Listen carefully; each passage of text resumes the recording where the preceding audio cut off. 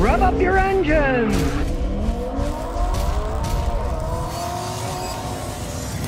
Well, thank goodness the pandemic used car price boom is finally at an end and coming down. The other day I was driving by an empty Carvana, and they got those bubblegum car machines, no cars in them, no cars in a lot. The place obviously had been shut down. Carvana lost $500 million in the last quarter, had to lay off 4,000 employees, and the stock is down 95% in the past year, in the past 12 months. That's a big hit to take. 95% of its value is gone, right? And I laughed my rear end out because the other ones too are having problems like CarMax. CarMax didn't grow as fast and have as much debt. Carvana just kept buying debt, selling it to companies who were loaning the money on junk, and of course they'll never be able to pay that back because the company's going under. You can see that. It's already lost 95% of its value. And even CarMax, in the last quarter, they bought 40% less cars than they did before. Probably paid too much for them. Now they got to sell them as the prices go down. They lose money. And here's what the guy at CarMax says, which makes me laugh. The lies that these companies throw out. Here's what CarMax's spokesman said. We're trying to strike a nice balance between making sure our cars are priced right,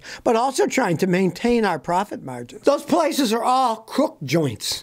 They charge way too much for the cars. They say that's the right price. Yeah, the right price for them. The whole thing about buying a used car is they're only worth whatever anyone will pay. So if you don't pay their asking price, they got to come down. Well, that's another reason why they're all starting to go down, because people are sick of the high prices and they're just saying, hey, I can find one cheaper. Guess what? They won't sell any of their cars. And them saying the right price. Yeah, the right price for them. Those places were always overpriced. It was the convenience factor. Well, we got the cars here. Here's the price. If you don't like it, well, here we got another car here that costs less. You know, I want that car, but I don't want to pay that. Well, sorry. The used car business used to always be that way. That was part of the deal. But with these companies, you couldn't. Well, maybe these companies all start to disappear. You go to England, they can be 50, 60, 70% cheaper than in the United States. When I was there, I noticed all these used cars were so much cheaper than the United States. They're not being sold by giant corporations that just decide they're going to charge you whatever they want. Well, in this case, these giant corporations, Carvana will probably go out of business, or there'll be just a few of them left. And CarMax,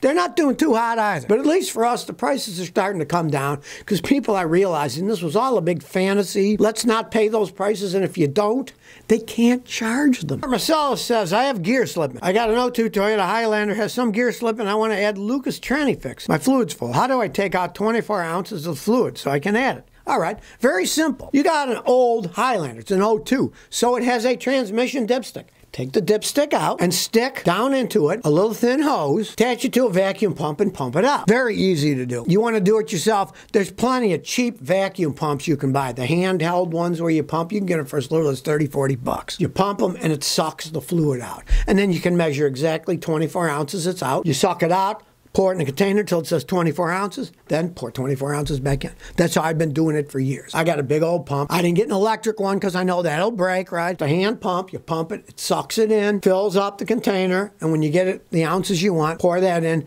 and then you never know, it might help. Lucas is pretty good transmission fix stuff. Now, it's not a miracle. If it's really worn, there's nothing you can do, but it works pretty good. And that's how you just suck it out, then you put the same amount back in. James Self says, Scotty, did you ever use a swear jar over the years?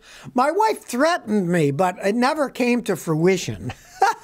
Now, if you're a mechanic, what do they say? It's not worth a tinker's damn. Well, they're talking about a watchmaker working in those tiny little things, swearing all the time. Well, mechanics are the same way. Do they say swear like a sailor? Well, sailors have nothing on mechanics because we have to deal with all the crap engineering that these companies come up with so that you got to take half the car apart to change some stupid part that it used to take 2 minutes to change, and now it takes 10 hours because they put everything on top of it. They want to make cars as cheap as they possibly can. So they bolt everything together. I mean, the culmination of that is Volkswagen especially. I had a customer with a Volkswagen, and a guy just clipped the front bumper. Just clipped the guy's front bumper when it was parked. It tore the whole front of the car off, and then everything was bolted to everything else. And that little thing on a normal car might have been $400 or $500 in damage. It was thousands of dollars in damage because everything was on there, and it ripped it all off. The plastic all broke. The mechanics do swear, and they can continue to swear. I don't swear when I'm on YouTube because they don't let you monetize when you swear, so I don't swear on YouTube. But when I'm working on cars, believe me, I swear. I swear I do. Jose Zenderna says, is there any reason to get your car serviced at a dealer? Is it best to avoid them completely? Well, I mean, if you have a recall where they got to fix it for free, you basically have no choice, right? So you just say, I want the recall fixed and nothing else, and hope they do the job, right? But it's better to avoid them. They have outrageous prices. They charge you for stuff that they don't even do half the time. I had a customer with a BMW. She had taken it in 4 times over the years to have her automatic transmission serviced. Then her automatic transmission went out. She told it to me, and I started to take the bottom off, drain the pan, and it was almost like molasses came out, which proved to me it had never been touched. And I said to her, hey, you know, your transmission's like molasses. It's shot. The fluid's so gunky. She said, well, I paid him, and she showed me the receipt 4 times to change it. Obviously, they'd never changed it at all, right? But they had told her. Now, you couldn't tell on the BMW because it didn't have a dipstick. So it wasn't like you could take a dipstick and say, it's black. They didn't change it, right? It's all sealed. And they know it's sealed. So they can rip you off, and you're never really going to know. You're never really going to know because you can't see the stuff. So if you can avoid them at all costs. I mean, let's use common sense. You go to a fancy new dealership. They got a $3 million or more overhead every year. They got to make $3 million to break even. Well, they're going to make your bills high because they got to pay for that before they even make a profit. So need I say more? Justin G says, Scotty, is a 2012 Ford Escape a good buy? Is the SUV reliable? They can be decent vehicles if taken care of, but they are Fords, and things will happen. I'll give you a perfect example. Our photographer, he bought one for his daughter, and he turned it into a little camper. She's like 5 feet tall, so he made a cute little camper inside with stove and beds and drawers. It was really cool, right? She was driving from Houston out west. She's in Colorado or something. The stupid differential blew up on the vehicle, and it had less than 70,000 miles on it. So the quality isn't fantastic on those. If you get a lower mileage one that was taken care of, it can be okay. But I mean, if you're the type of person you want to buy a used car and you expect it to last many years, forget that. Get a Toyota or get a Honda. Get a really well-built thing that can go hundreds of thousands of miles. Don't buy one of those that there are a lot of parts that are going to break as they age. There's no ifs, ands, or buts. Ford GT231 says, Scotty, I'm looking at an 06 Honda Odyssey with 200,000 miles. Are they good? I would never buy a 2006 Honda Odyssey with that kind of mileage, unless they had a receipt from Honda that the entire transmission had been replaced. Those had horrible automatic transmissions. Now, under warranty, Honda replaced a whole bunch of them. If they had proof that the dealership has replaced the transmission and you could get it at a reasonable price, it could be a decent vehicle. Now, if it hadn't been touched, I wouldn't touch it with a 10-foot pole. But even if, let's say, they had the transmission replaced at 100,000 miles, now it's got 200,000, that tranny's going to go out soon. So you would not want to pay much for the vehicle. You just wouldn't. If you're seriously thinking about it, before you even see a mechanic, look at it, road test it, drive it. And if the tranny shifts weird, don't even think about buying it. Walk away. Or if it makes weird noises.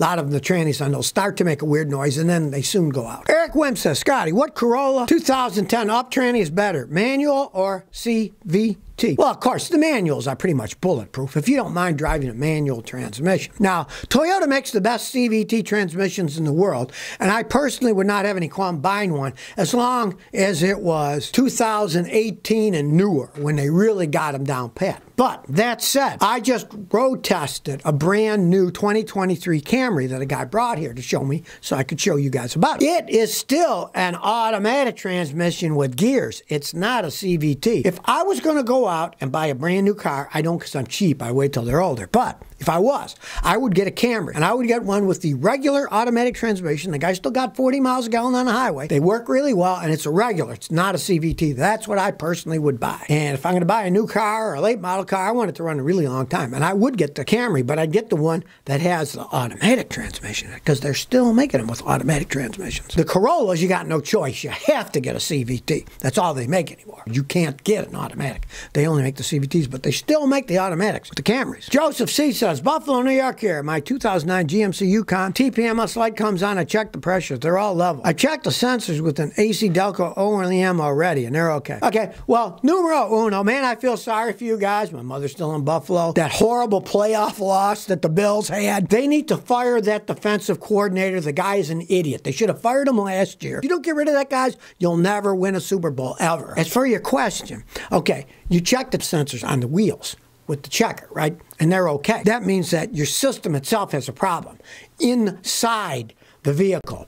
It's probably something in the body control module. That's the computer that ultimately controls all that stuff, that accepts the data from the wheels. If the wheels check and they're sending the data out, that means what they're sending to it isn't working. Now, that's a very expensive thing. You'd have to buy it. You'd have to have it reprogrammed. You probably won't bother on an 09 Yukon and Buffalo. It's probably starting to rust out from all the salt on the road. But please, in Buffalo, will you guys get rid of that defensive coordinator? The guy's an idiot.